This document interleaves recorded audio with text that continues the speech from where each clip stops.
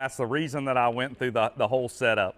But that's just, I mean, you can have the perfect setup for you, but unless you know what to do with it, it doesn't really do you any good. I mean, what we're trying to achieve is like maximum efficiency. Like you want to be able to get the most amount of bites and you want to catch every one of those fish that bites.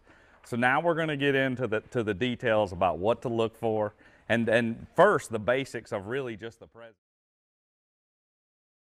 Of the presentation is the entry of the bait.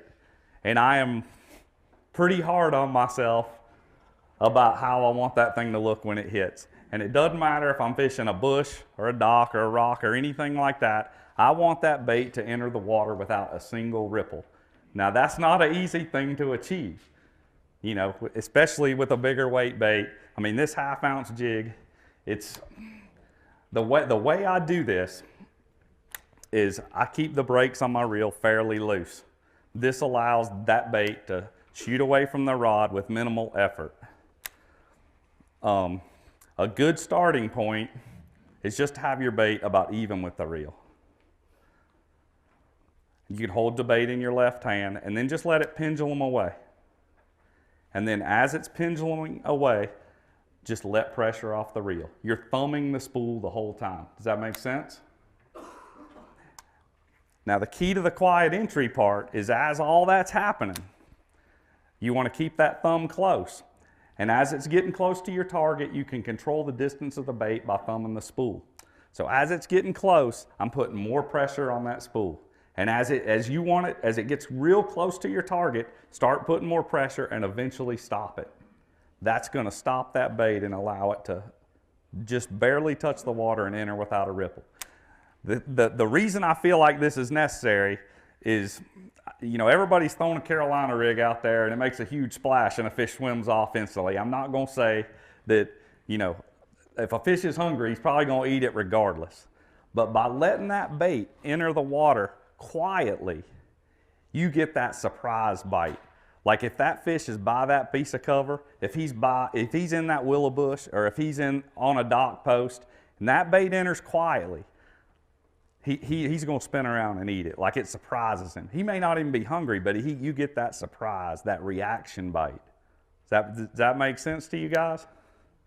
So I think it's imperative when you're flipping just to keep it quiet as possible.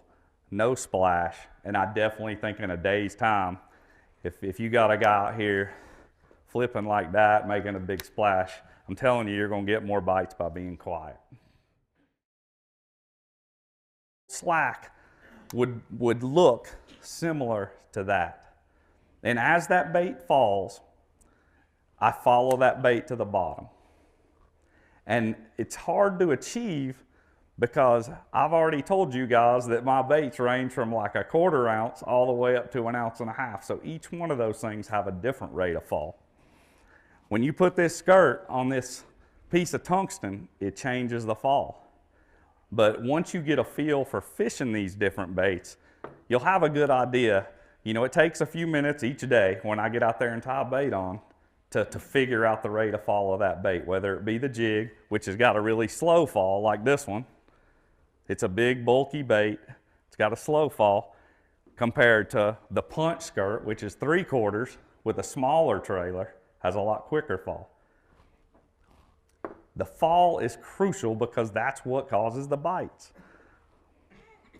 Some days they like a slow fall. Some days they want something fast. If the water's gin clear, believe it or not, I've had a lot of success with a really heavy weight. It's like they don't get a good look at the bait, so they react to a fast fall. That's not always the case. Like right now, this time of year, the water's cold. You're probably going to want to start somewhere in the medium to slow fall range, which would be more like a jig, or if you're going to have a soft plastic bait like this on, you would want to put a lighter weight on there. So I can't stress enough the fall of the bait. People's like, I flipped all day and I didn't get a bite. Did you experiment with the fall? I can't stress enough. Just play with it. Clear water, don't be afraid to try.